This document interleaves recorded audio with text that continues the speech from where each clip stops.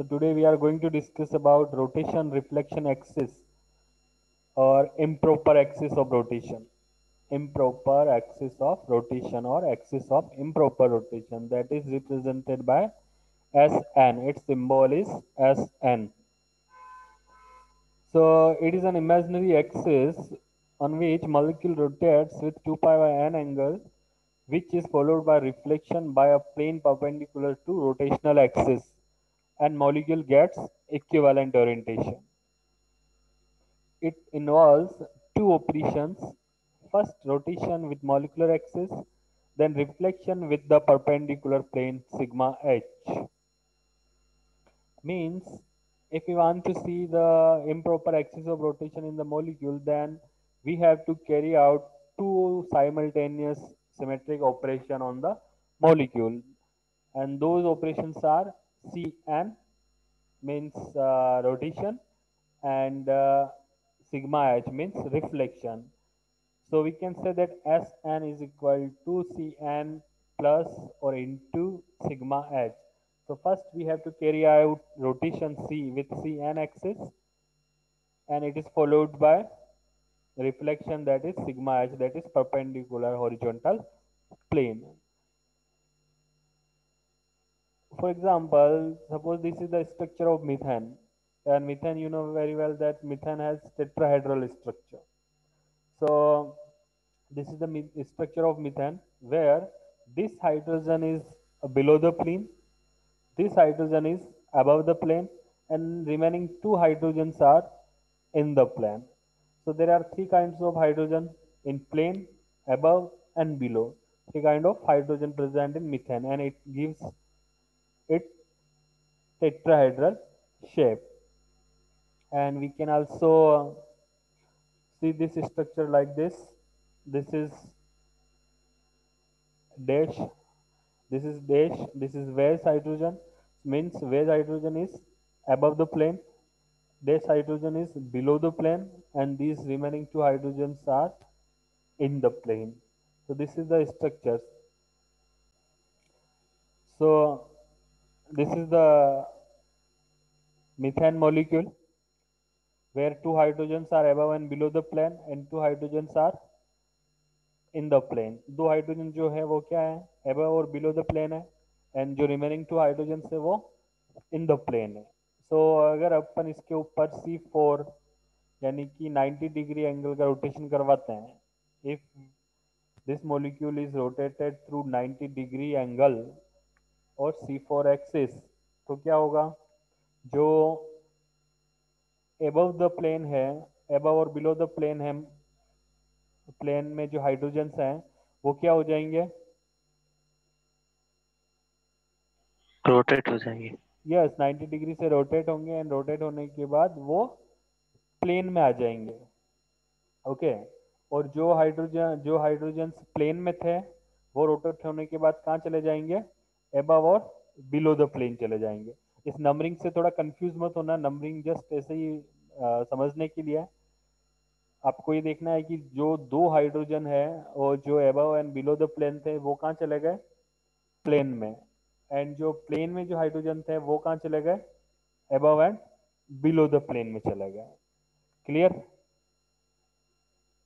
Next, अब ये एक ऑपरेशन हो गया C4.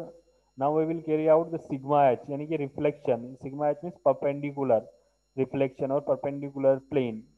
तो ये कोई सी एक्सिस है अपनी C4, इसके परपेंडिकुलर प्लेन क्या होगा, यहाँ पर होगा, राइट right? ऐसे एक्सिस आ रही है, it means the perpendicular plane will be like this. Okay. So this is the perpendicular plane, and अगर परपेंडिकुलर प्लेन है तो क्या होगा, हाइड्रोजन, ये जो H1 हाइड्रोजन विल रिफ्लेक्ट इस प्लेन के नीचे, रिफ्लेक्ट करेगा, इस साइड रिफ्लेक्ट करेगा, and this hydrogen H2 hydrogen will reflect this side. It means again जो अपने को देखो, ये फर्स्ट जो स्ट्रक्चर दिख रहा है आपको, इसमें जो नीचे की साइड वाला हाइड्रोजन है वो क्या है, प्लेन में है, और at the end we are getting those hydrogen in the plane. और जो ऊपर बने हुए हैं वेज और डैश में, वो वेज एंड डैश में मिल गए आपको. ये बात आपको समझ में आई या नहीं आई, वापस समझ लो एक बार. ये मीथेन मॉलिक्यूल है, इसमें सपोज कोई एक इमेजिनरी एक्सिस अपन ने C4 एक्सिस लगाई. C4 axis means we are rotating this molecule through 90 degree angle. अब 90 डिग्री एंगल से अगर आप रोटेट करेंगे तो क्या होगा, जो बिलो द प्लेन और एबव द प्लेन हाइड्रोजन है वो प्लेन में आ जाएंगे, एंड जो प्लेन में है हाइड्रोजन्स वो क्या होंगे, above and below the plane हो जाएंगे, like this. Now we will carry out the sigma h perpendicular plane, and this is perpendicular plane. So it is perpendicular to C4 axis. So अगर perpendicular है, इस यहाँ पे लगा रखा है, तो क्या होगा, ये हाइड्रोजन नीचे रिफ्लेक्ट करेगा, ये हाइड्रोजन ऊपर रिफ्लेक्ट करेगा, this hydrogen will reflect this side and this side hydrogen will reflect upper side. तो क्या होगा, अगेन अपने को एक मॉलिक्यूल मिल जाएगा ऐसा सेम दिखने को मिलेगा, राइट. ये नंबरिंग H1 यहाँ होना चाहिए था, H2 यहाँ होना चाहिए था, H3 ऊपर होना चाहिए, क्योंकि रिफ्लेक्ट हो रहे हैं ना, तो H1 नीचे आ जाता, लेकिन नंबरिंग अभी इंपॉर्टेंट नहीं है, नंबरिंग जस्ट फॉर अंडरस्टैंडिंग. सो ये क्या मिला अपने को अब, first and this is not equivalent form. So first and last structure जो आपको दिख रहे हैं वो आइडेंटिकल है, दिख रहे हैं आपको आइडेंटिकल है, but these are equivalent. So we can say these are also equivalent structure, दोनों एक जैसे हैं क्योंकि दो हाइड्रोजन ऊपर है, अबव एंड बिलो प्लेन है, दो हाइड्रोजन नीचे प्लेन में है, इसमें भी दो हाइड्रोजन नीचे प्लेन में, दो hydrogen above and below the plane ऊपर है. Okay, so these are equivalent और identical structure. So we can say that क्या होगा कि C4 एक्सिस लगा दिए अपन ने, सिग्मा एच लगा दिया, तो दोनों मिला के क्या बन जाएगा, S4. एक और एग्जांपल से समझते हैं अपन. For example this is the hydrogen peroxide molecule where Ha oxygen A oxygen B and Hb. So suppose we are having an imaginary axis in between oxygen A and oxygen B. अगर इन दोनों के बीच में अगर suppose अपन मान लेते हैं कि कोई इमेजिनरी एक्सिस प्रेजेंट है, और इसको अगर अपन C2 एक्सिस प्रेजेंट है, और if we are rotating this molecule through 180 degree, अगर इस मॉलिक्यूल को 180 डिग्री अपन रोटेट कर रहे हैं तो क्या होगा, क्योंकि आपको पता है 180 डिग्री का रोटेट करते हैं तो लेफ्ट राइट हो जाता है, लेफ्ट राइट हो जाता है, एंड राइट लेफ्ट होता हो जाता है जेड एक्सिस के अराउंड. तो ये एच ए किधर चला जाएगा, राइट हैंड की साइड, दिस लाइक दिस. ये एच ए राइट हो गया, ओ ए राइट हो गया, ओ बी लेफ्ट हो गया, एंड एच बी लेफ्ट हो गया. Now we will carried out a plane that should be perpendicular to this principal axis. So this is the plane. Okay, so you have to pay good attention here. This is the plane, this is the perpendicular plane. अगर ये perpendicular plane है तो ये hydrogen H B जो है वो कहाँ reflect करेगा, इस side, and this H A will be reflected at this side, right. तो आफ्टर रिफ्लेक्शन स्ट्रक्चर अपने को कैसा मिलेगा, this is H A O A O B O A and H B. Okay, क्यों, क्योंकि इस एच ने यहाँ रिफ्लेक्ट किया तो ये अपने को मिल गया. ये एक्चुअली एच ए यहाँ पे होना चाहिए, it is not H B, it is H A, and ये ऊपर चला जाएगा, यहाँ क्या मिल जाएगा, H B. So what can we say in case of methane, first C4 and then sigma H, so S4. In case of hydrogen peroxide, first क्या हो रहा है, C2 then sigma H, that's why S2 will be present. So now if we have axis of symmetry like Cn, अगर अपने पास C, जो एक trick बता रहा हूँ अब ध्यान से समझना इस ट्रिक को. If we are having an imaginary axis like Cn, कोई भी अगर Cn अपने पास प्रिंसिपल एक्सिस है, तो क्या हो सकता है, ये अपन डिस्कस कर चुके हैं कि उसमें 0 C2 प्रेजेंट हो सकती है या n नंबर ऑफ C2 में भी प्रेजेंट. इसी सिमिलरली उसमें 0 सिग्मा भी प्रेजेंट हो सकते हैं या n नंबर ऑफ सिग्मा भी प्रेजेंट हो सकते हैं. Now there are three conditions. It may have 0s, यानी कि जो s है ये कुछ नहीं, यानी कि बिल्कुल S improper axis of rotation will not be present. दूसरी कंडीशन क्या है, अगर होगी तो एस एन नंबर में प्रेजेंट होगी, यानी कि अगर C3 है तो it may B S3. Second thing, S2n number में भी प्रेजेंट हो सकती है. Suppose this is C3, then it may be S6. So अगर C3 अगर प्रिंसिपल एक्सिस है तो उसमें हो सकता है कि एक भी इम्प्रॉपर एक्सिस रोटेशन करनी हो सकता है उसमें C3 यानी कि S3 एक्सिस प्रेजेंट हो सकता है उसमें S6 प्रेजेंट हो. Okay, so this is the trick. Now there are two conditions that must be remember, that अगर सिग्मा एच प्रेजेंट है मॉलिक्यूल में, if sigma H is present और सिग्मा एच इज absent, दो condition हो गई कि sigma H present है और सिग्मा एच एब्सेंट है. तो फर्स्ट कंडीशन, अगर सिग्मा एच प्रेजेंट है तो उसमें कौन सी होगी, एस एन प्रेजेंट होगी ओनली. एंड अगर सिग्मा एच एब्सेंट है तो क्या होगा, एस टू एन प्रेजेंट होगी. ओके, सो आपको कंडीशन क्या देखनी है कि अगर सिग्मा एच प्रेजेंट है तो S n, sigma H absent है तो S two N.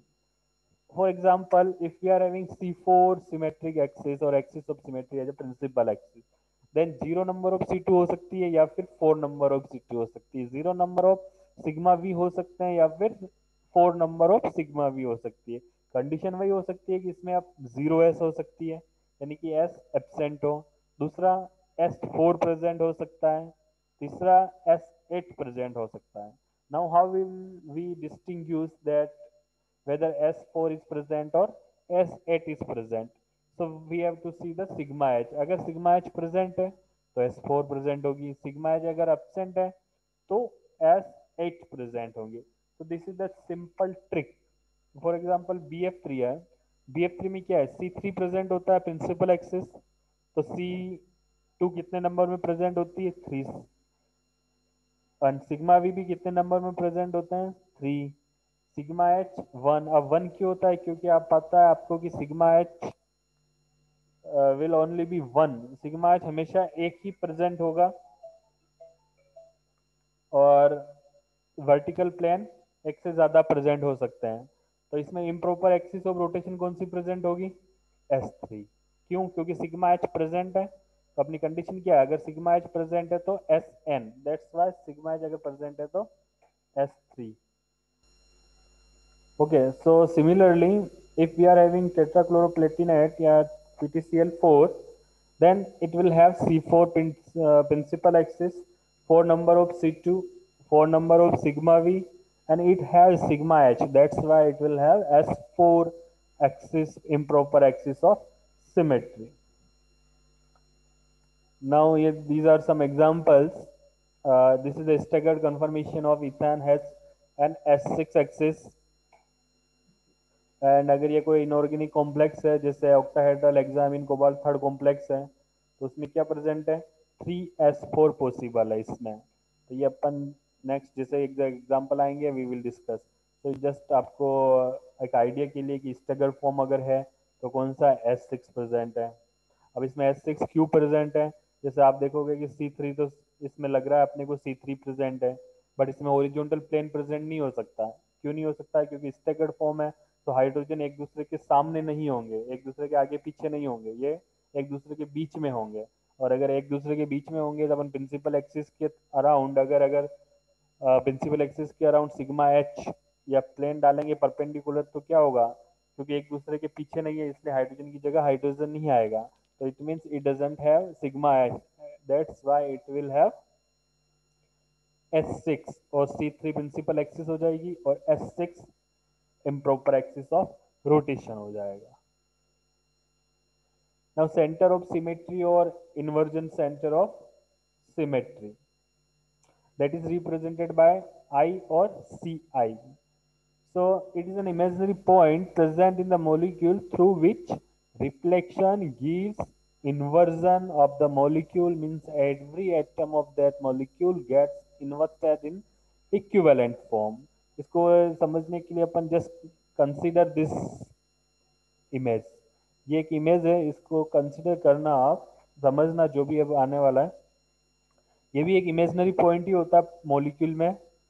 So suppose ये कोई एक इमेजनरी पॉइंट है, ये जो आपको ब्लू कलर का दिख रहा है ये कोई एक इमेजनरी प्लेन है, सॉरी इमेजनरी पॉइंट है. ओके, अगर अपन if we move towards right or this side from this point, तो अपने को क्या ये स्टार मिल रहा है, ऐसा ग्रीन कलर का स्टार मिल रहा है। एंड अगेन अगर अपन इसको अपोजिट साइड में मूव करें तो भी अपने को एक स्टार मिल रहा है, सेम स्टार मिल रहे हैं दोनों साइड। सिमिलरली अगर ऊपर मूव करें तो we are having black star, if we are moving down then we are getting black star. Similarly अगर अपन ऐसे डायगोनल में चलेंगे तो एक ऐसी इमेज मिल रही है, सेम अगर इस साइड में मिल रही है अपने को सेम इमेज। सिमिलरली ये वाला फोर जो मिल रहा है आपको इस डायरेक्शन में, if you are moving into this direction then we are again getting the same. Okay, so ये चीज आपको रिमेम्बर रखनी है कि अगर कोई पॉइंट है, इधर जा रहे हैं या उधर जा रहे हैं, ऊपर जा रहे हैं नीचे जा रहे हैं, आगे जा रहे हैं पीछे जा रहे हैं, कहीं पे भी जा रहे हैं, और अगर अपने को सेम एटम मिल रहा है then and then we will consider that point as an inversion center of the molecule Ci. For example, this is tetracyanonickelate. अब इसमें क्या हो रहा है, अगर अपन इस सेंटर, अगर निकल को अपन सेंटर समझ लें तो if you are moving towards this side we are getting Cn, if we are moving this side we are getting Cn, if we are moving this side we are getting Cn, or if we move this side we are getting Cn. Okay, so we will say yes, it has inversion center. Similarly, if we are having this molecule and if we consider as imaginary point at cobalt, अगर cobalt को अपन कोई point से consider कर लेते हैं, then if we move upside then we are getting NH2. If we are, sorry, it is NH3. Okay, it is not NH2, it is NH3.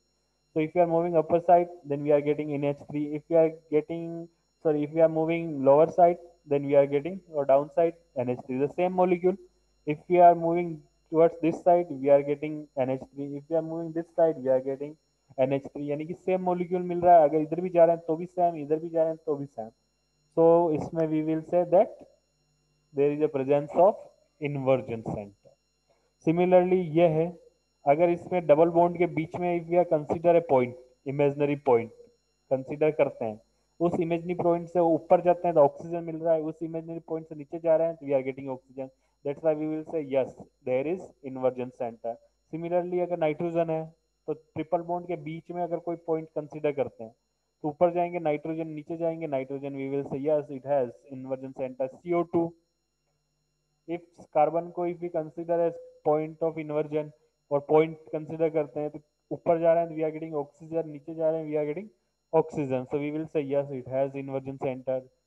Similarly B2H6 boron, diborane है, इस boron से अगर suppose यहाँ पर अपन एक कोई point consider करते हैं बिटवीन टू बोरोन, तो इधर जाएंगे H मिलेगा, उसी डायरेक्शन में ऊपर जाएंगे H मिलेगा, इधर जाएंगे बोरोन मिल रहा है, इधर जा रहे हैं वी आर गेटिंग बोरोन, इस साइड जा रहे हैं H मिल रहा है, इस साइड जा रहे हैं H मिल रहा है, ऊपर जा रहे हैं H मिल रहा है, नीचे जा रहे हैं H मिल रहा है।